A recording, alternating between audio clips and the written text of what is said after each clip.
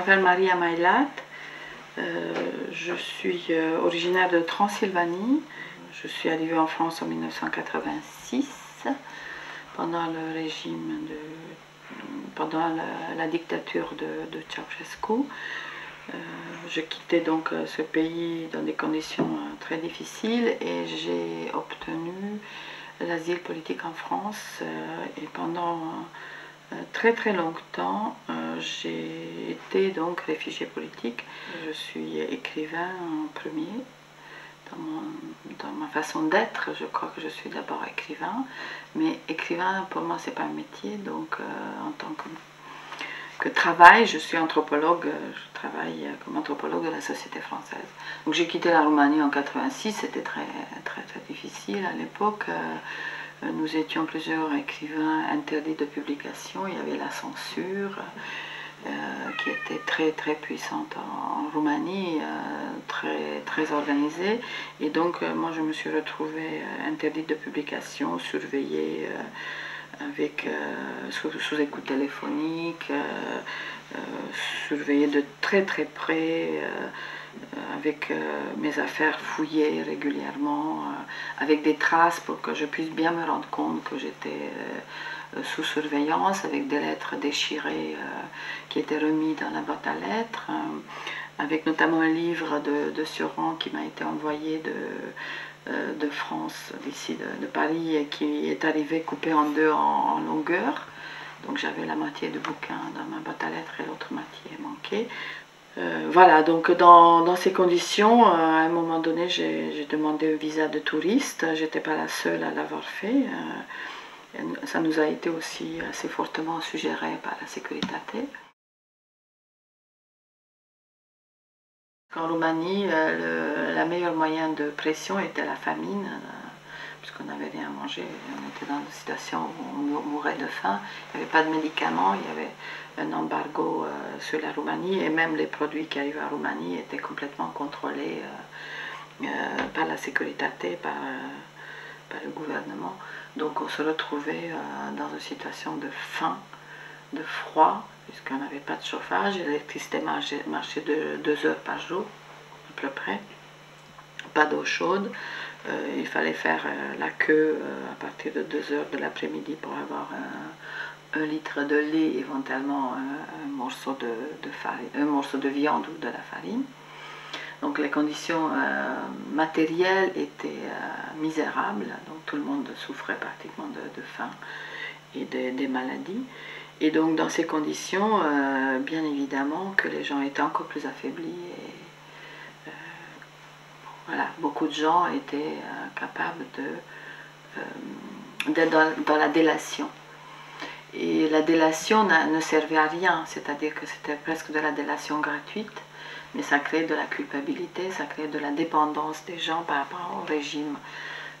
Du moment où vous avez parlé de votre voisin qui était un écrivain, comme ça c'est arrivé pour moi, vous étiez assujetti à la Securitate et vous étiez culpabilisé et par rapport à votre voisin que vous avez surveillé, vous avez dit des conneries, parce que qu'est-ce qu'on pouvait dire, voilà, que j'écoutais la radio ou que j'ai discuté avec d'autres écrivains.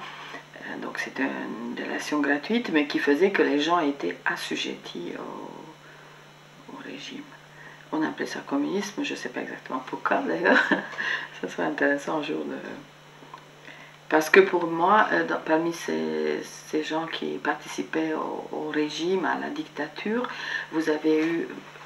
Il n'y avait pas des communistes, il y avait des gens de droite, il y avait des gens de gauche, il y avait des racistes, il y avait des anciens fascistes, il y avait des vieux, des jeunes, il y avait des gens qui n'avaient aucune conviction politique, hein, qui n'avaient même pas une réflexion politique, mais qui au quotidien avaient peur ou avaient faim ou espéraient d'avoir une promotion dans leur carrière professionnelle, puisque certains voulaient quand même faire carrière. Et c'est pour ça que de point de vue politique, il est difficile de dire que c'était du communisme, parce que les gens n'avaient pas forcément des convictions politiques. Il y avait des comportements, il y avait une ambiance délétère, de peur, et que le gouvernement, l'État cultivait. Les seuls qui essayaient d'introduire du débat, une réflexion critique et même des valeurs, disons, de gauche ou des valeurs de droite, peu importe, en tout cas un débat politique hein, qui polarisait un peu la pensée, c'était les intellectuels. Et c'est pour ça que les intellectuels avaient été touchés en premier lieu. Que la censure, nous censurait les articles, on était convoqués, on nous disait mais cette phrase, derrière cette phrase, en fait vous visez le critique du système, nous on va pas laisser cette phrase. Donc il y avait tout un travail, entre guillemets, hein, toute une pression très forte de la censure sur nos articles. Donc on nous sucrait des passages entiers jusqu'au moment où à un moment donné les articles étaient éliminés et petit à petit un écrivain qui écrivait aussi dans les journaux était mis au banc. Mais ça se faisait en général de façon progressive. Hein. Et donc, on était aussi sollicité pour écrire un certain type de poème en honneur de Ceausescu. On était sollicité d'écrire des louanges pour le génie des Carpates. Donc, on était amené on était sollicité dans un système de culte de la personnalité, puisque ça faisait partie de ces mécanismes-là. Et il y a beaucoup d'écrivains qui l'ont fait, en disant je sauve ma peau, je vais faire ça, mais en même temps j'écris autre chose. Donc c'était toujours l'idée que voilà, on donne un peu, mais pour avoir quand même un peu de créneau, de contenu à écrire. Moi personnellement, je ne l'ai pas fait. Mais je n'en veux pas aux écrivains qui l'ont fait, parce que c'était très difficile de savoir pourquoi à un moment donné on arrivait à dire non, et puis d'autres qui n'arrivaient pas à dire non. Et on savait, on connaissait les gens qui faisaient partie de ce cercle de la sécurité, qui censuraient, d'ailleurs ils sont aujourd'hui encore en place. Des profs, ils sont depuis devenus des profs universitaires, des gens très respectables en Roumanie, parce qu'en Roumanie on n'a jamais fait le procès ni du fascisme, ni du communisme. Hein. Et je pense qu'on ne le fera jamais.